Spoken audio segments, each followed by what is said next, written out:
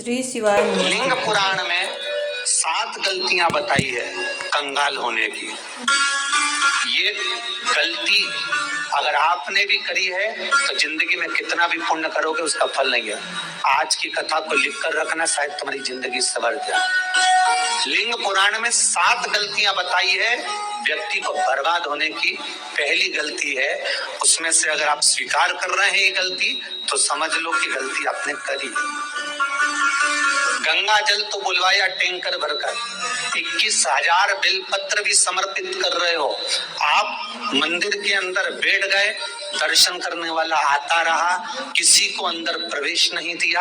आप गंगा जल चढ़ाते रहे, आप बेलपत्र चढ़ाते रहे, आप स्वयं पूजन करते रहे, और दूसरा व्यक्ति ना जाने किस भाव से, किस रूप में आकर भगवान की सेवा करना चाहता था। पंडित जी ने आपके चक्कर में उसको जल नहीं चढ़ाने दिया, पंडित जी ने आपके चक्कर में उसको बेलपत्र नहीं चढ़ाने दिया। पहली गलती ये हो गई कि भगवान के भक्त को भगवान से दूर कर दिया गया। अब उठा लो श्रीमद् भागवत कथा।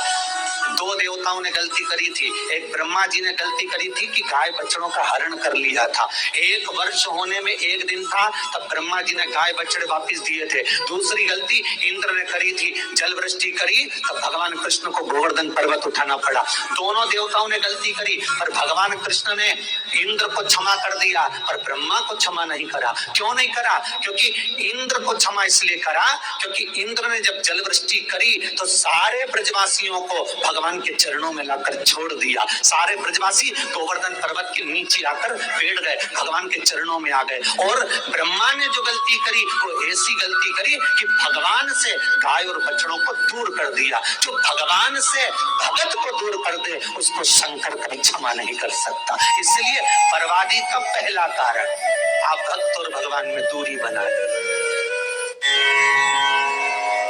दूसरा कारण, भगवान की जब पूजन कर रहे हो, 21,000 बेलपत्र चढ़ा रहे हो, गंगा का जल चढ़ा रहे हो, चंदन चढ़ा रहे हो, अबीर चढ़ा रहे हो, गुलाल चढ़ा रहे हो, तो तुम्हारे भीतर ये अहंकार, जब तुम पूजन करके उठो तो उठते समय तुम्हारे भीतर अभिमान नहीं होना चाहिए कि मैंने जो अनुष्ठान करा उसके बराबर कोई नहीं कर सकता। तीसरा कारण कहा कि भगवान की सेवा तो आप कर रहे हो, भगवान की चाकरी में तो आप लगे हो, भगवान की आराधना भी कर रहे हो, दिया भी लगा रहे हो, धूप बत्ती भी लगा रहे हो, स्नान भी करा रहे हो, पंचामृत स्नान भी करा रहे हो, सारी पूजन अर्चना सब तुम कर रहे हो।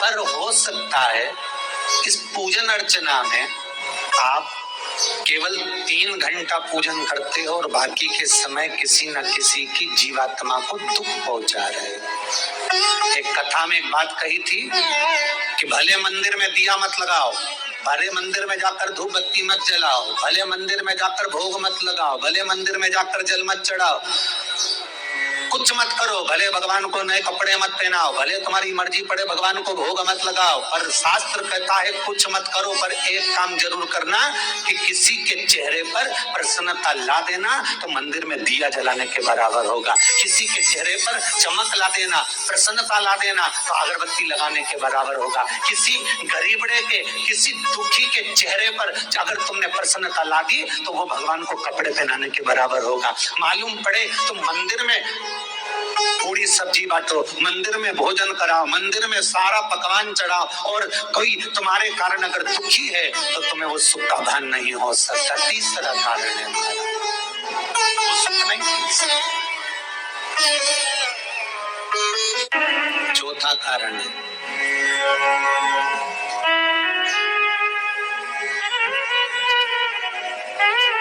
महाराज, जिस मंत्र को पढ़ा जा रहा है, जिस मंत्र का स्मरण किया जा रहा है,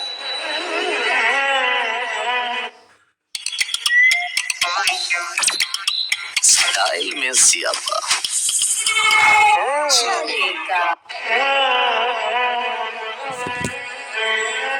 जिस भगवान की माला को हम जप रहे हैं, हम पाठ कर रहे हैं, उठाने दिया है, आपको मालूम होगा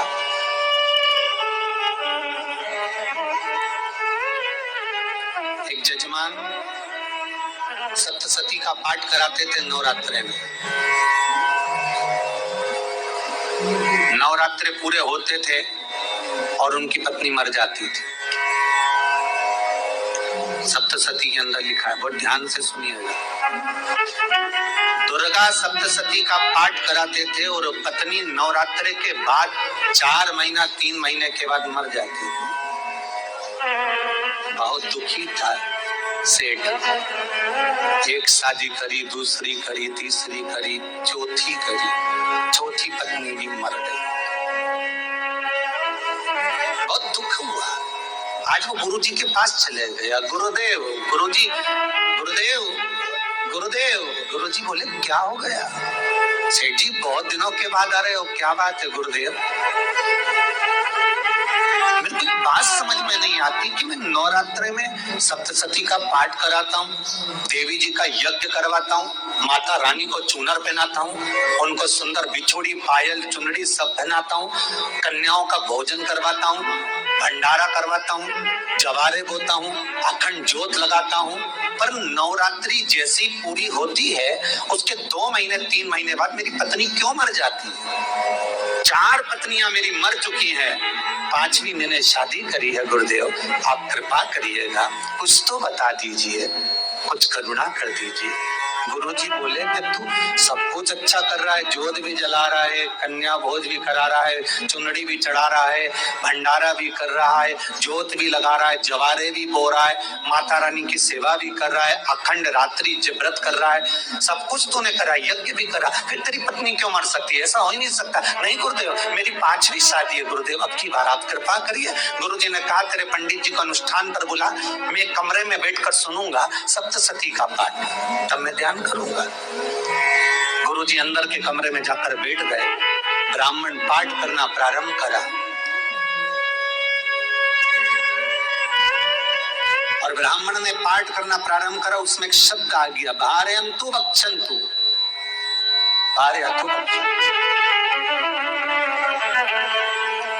उसमें बोलना था भय, पीड़ा को, हे जगत जननी तू भक्षण कर जा, पर ब्राह्मण बोलता था भार्यन्तु भक्षन्तु, मेरी पत्नी को, मेरी भार्या को तू भक्षण कर दे। पंडित जी जैसे ही बोले गुरुजी बाहर निकल कर आ गए। पंडित जी को रोका, रुकिए गुरुदेव, आप हर साल अनुष्ठान कर रहे हो जजमान के यहाँ और बोल देते हो भार्यन्तु भक्षन्तु, हे देवी तू मेरी पत्नी को खा जा, तो माँ हर बार उस पत्नी को निगल जाती है। निवेदन, शब्द सुधार लीजिए, शब्द ठीक। चौथा कारण है कि आप जो पाठ कर रहे हो, आप जो पूजन कर रहे हो, आप जो अनुष्ठान कर रहे हो, उसमें कुछ ना कुछ गलती जरूर हो रही है। ये चौथा कारण है।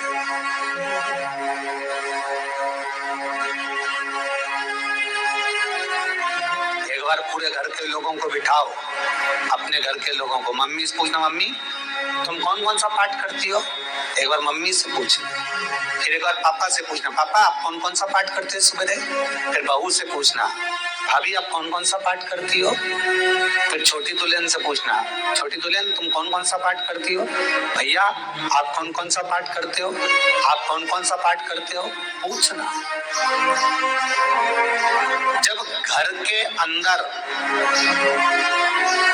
बड़ी बहू अलग तरह का पाठ कर रही है, छोटी बहू अलग तरह का पाठ कर रही है, मंजली बहू अलग तरह का पाठ कर रही है, माँ अलग तरह का पाठ कर रही है, पति अलग तरह का पाठ कर रहा है, तो उसका जो प्रभाव है, कौन सी चीज कहाँ टकरा रही है, जिसके कारण घर में रोग इतना है कि कोई सही होने वाला ही नहीं है। अब तुम कहोगे सीगर वाले गुरुजी ने उपाय बताया, हमने बहुत करा, पर सही क्यों? तो सही क्यों नहीं हो रहा है? उसका कारण है या तो बड़ी बहू जो पाठ कर रही है, या सास जो पाठ कर रही है, जो पति जो पाठ कर रहा है, नाते जो भी उस घर के अंदर रहकर जो पाठ अर्चना कर रहा है, उसमें जरूर कुछ न कुछ ऐसा हो रहा है जिसके कारण वो काम नहीं कर पा रहा। उसमें कुछ ना कुछ गलती हो रही है जिसको तुम समझ नहीं पा रहे, जिसको तुम अपने आप को बहुत विचार करते हो कि मेरे बराबर कोई नहीं कर सकता, मैं शंकर की भगत, मैं राम की भगत, मैं कृष्ण की भगत, मैं जो करती हूँ बहुत अच्छा करती हूँ, मैंने जो किया बहुत अच्छा करा। पर हो सकता है उसी कारण आपको दुख झेलना पड़ रहा।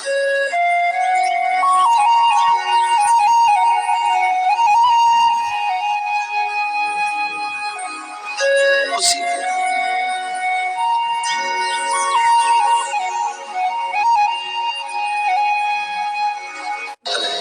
महाराज, हमने जो दान किया, हमने जो पुण्य किया, हमने जो सत्कर्म किया, वो किस जगह पर लगा? पांचवा सूत्र,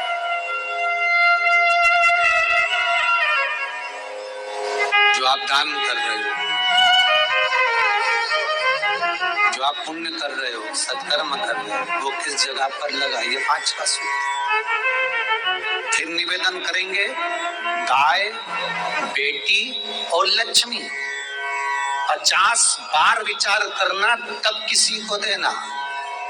बेटी किसी ऐसे को मत ब्याह देना जो जुआ खेलता हो, मदिरापान करता हो, मांसाहार करता हो, वेश्यावृत्ति करता हो। वो बेटी का सम्मान नहीं करेगा। बेटी रोएगी तो कन्यादान करने वाले को रोना पड़ेगा। दूसरे नंबर पर गौ माता। गाय ऐसे ब्राह्मण को दान मत देना कि ब्राह्मण के घर में खुद रहने की जगह नहीं और गाय को ले जाकर तुमने दे दिया और उस ब्राह्मण ने जब तक दूध दिया बांध कर रखा, एक तगाड़ी बाल्टी साड़ी के चक्कर में ले लिया, सोने के सिंग के चक्कर में ले लिया और बाद में वही गाय कसाई के हाथ में बिक गई और कसाई ने काटा तो बद्दुआ तुमको लगी। बेटी, गाय और लक्ष्मी, पैसा भी किसी ऐसे भिखारी के कटोरे में मत दान देना कि जिसने ले जाकर मदिरापान में लगा दिया, जुए में लगा दिया, वेश्यावृत्ति में लगा दिया। अगर जिस भिखारी के कटोरे में पैसा दिया उसने शाम को ले जाकर मदिरापान में, जुए में लगा दिया, तो लक्ष्मी रोती है कि तूने मुझे गलत जगह पर दिया है, इसलिए अब तुझे रोना पड़ेगा। तब व्यक्ति को रोना पड़ता है, फिर व्यक्ति रोता है। गाय, बेटी और लक्ष्मी 50 बार विचार करो, क्या सही जगह पर दे रहे हो?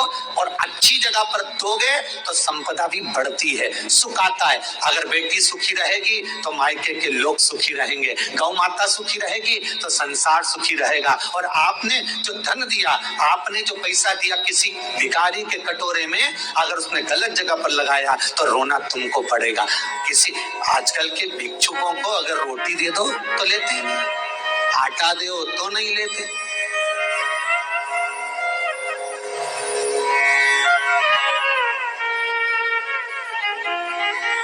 पहले के समय में जो भिक्षुक आते थे ना, तो रोटी बनी हुई मांगते थे।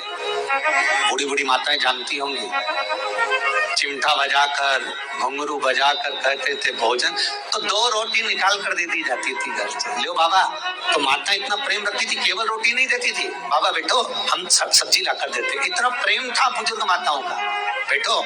और आज के जमाने में अगर रोटी दे दो तो फेंक दे नली में ले जाके, पैसा चाहिए। क्यों? शाम को पीने के लिए चाहिए ना, मदिरापान के लिए, मांसाहार के लिए, जुए के लिए, वेश्यावृत्ति के लिए धन चाहिए।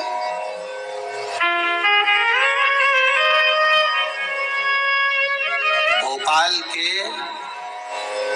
और इंदौर के, इंदौर का राजवाड़ा चौराया और भोपाल का लाल घाटी चौराया, इन दोनों चौराहे पर इतने से बच्चे लोग भीख मांगते हैं और उनकी माताएं और उनके पिता रोड के किनारे पर चिलम लगाते बैठे रहते हैं, पांव लंबे करके पड़े हैं और ये कमा कमा के उनको दे रहे हैं। और धन्य हैं ऐसे लोग जो उनको दान भी दे देते हैं। जिसको जरूरत है उस तक कुछ नहीं पहुंचता।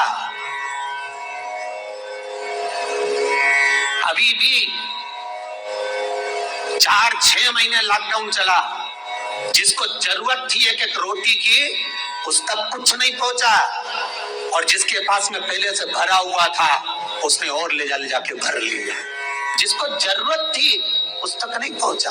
अभी ठंड आ रही है, बहुत सारी संस्थाएं कम्बल बांटेगी, रेलवे स्टेशन पे लोगों को कम्बल उड़ा रहे हैं, कोई सो रहा है जमीन पे उसको कम्बल उड़ा रहा है, बस स्टैंड पे चले गए कोई रोड पे सो रहा है कम्बल उड़ा रहा है, तो इतना बड़ा नाम चलेगा कि उन्हें कम्बल उड़ाए, कम्बल उड़ाए, कम्बल उड़ाए। और वो कम्बल जिसको उड़ाया वो दूसरे दिन जाकर कपड़े की दुकान पर बेच के आ गया, 200 रुपए लिया है, रात को पी कर फिर सो गया, क्योंकि फिर कहीं का आएगा फिर उड़ा के चले जाएगा, क्योंकि इन्होंने तो ये करके रखा है कि नाम कमाना है तो कम्बल उड़ाए जाओ।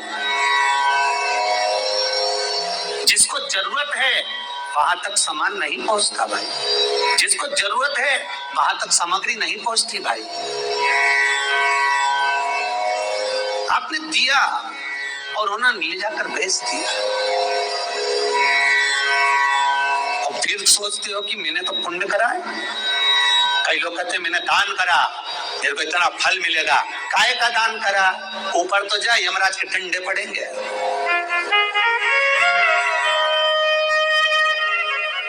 रेल में, ट्रेन में आप बैठ जाओ, रिजर्वेशन कोच में छोटे छोटे लड़के आते हैं, अपना कपड़ा उतारते हैं। सही बोलना रे भाई, जितने लोग टीवी पर कथा सुन रहे हो, छोटे छोटे बच्चे अपना कपड़ा उतारेंगे और पोछा लगाएंगे रेल की बोगी में। जब गवर्नमेंट ने स्वीपर रख रखे हैं तो तुम्हें अंदर आने का किसने कहा? कौन ने कहा कि तुम अपना कपड़ा उतार के पोछा लगाओ? और वो अपने शरीर का कपड़ा उतार कर पोछा लगाता है, आपके आगे हाथ फैलाता है, आप 1-1, 2-2 रुपए दे देते हो, वो अगले स्टेशन पर उतरता है, कोई सूंघने की सामग्री लेता है, सूंघ सूंघ के वो बर्बाद हो जाता है और कहीं कूद कर मर जाता है। उसके मरने में 1 रुपया तुम्हारा भी लगा है, इसलिए नरक तुमको भी भोगना पड़ेगा, क्योंकि उसके मरने में तुमने हेल्प करी है।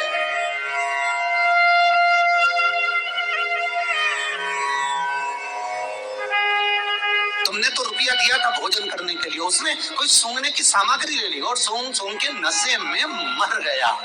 उसके मरने में 2 रुपए तुम्हारे हैं, 1 रुपए तुम्हारा है, तो भोगना तो तुमको भी पड़ेगा ना।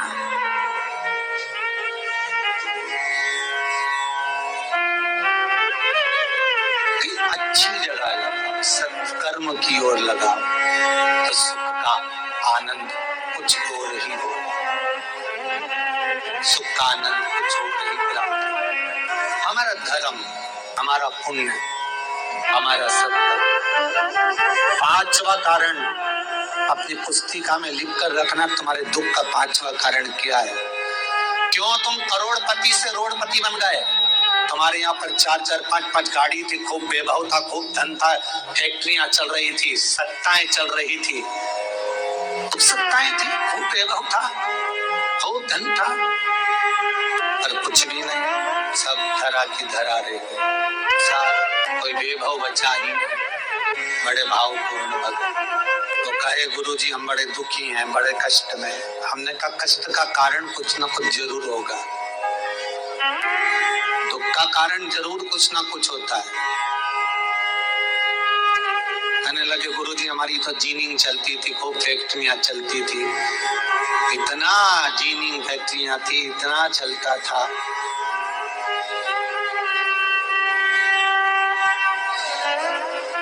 इतनी जीनिंग चलती थी, इतनी फैक्ट्रियां चलती थी, गुरुदेव बहुत दुखी हो गए। हमने कहा दुख का कारण जो ये 7 कारण है, शिव महापुराण के लिंग पुराण में जो 7 कारण बताए हैं दुख आने के। जब फैक्ट्रियां अच्छी चल रही, जीनिंग अच्छी चल रही, व्यापार अच्छा चल रहा है, तो 7 कारण बताए हैं।